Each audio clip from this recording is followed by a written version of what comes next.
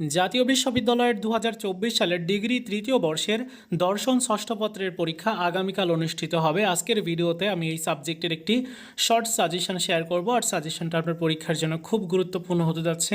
দেখতে পাচ্ছেন ক বিভাগের অতি সংক্ষিপ্ত প্রশ্ন। এখানে এই সাজেশনটার মধ্যে রয়েছে মাত্র ২৬টা। একটা প্রশ্নও স্কিপ করবেন না, যেগুলো সবচেয়ে বেশি গুরুত্বপূর্ণ প্রশ্ন সেগুলো এখানে দেওয়া আছে। আর এই সাজেশনটার যে পিডিএফটা, এটা এই ভিডিওর প্রথম পিন কমেন্টসে আমি ডাউনলোড করার লিঙ্ক দিয়ে রেখেছি, আপনারা ডাউনলোড করবেন। এখানে খ বিভাগে প্রশ্ন দেখতে পাচ্ছেন 11টা রয়েছে, 11টা প্রশ্ন শেষ সময় পড়ে যাওয়ার চেষ্টা করবেন, এবং গ বিভাগে প্রশ্ন রয়েছে 11টা, এগুলো ভালো করে কমপ্লিট করবেন। আমি আবারও বলছি, এই ভিডিওর প্রথম পিন কমেন্টসে আমি এই সাজেশনটার পুরোটা ডাউনলোড করার লিঙ্ক দিয়ে দিয়েছি।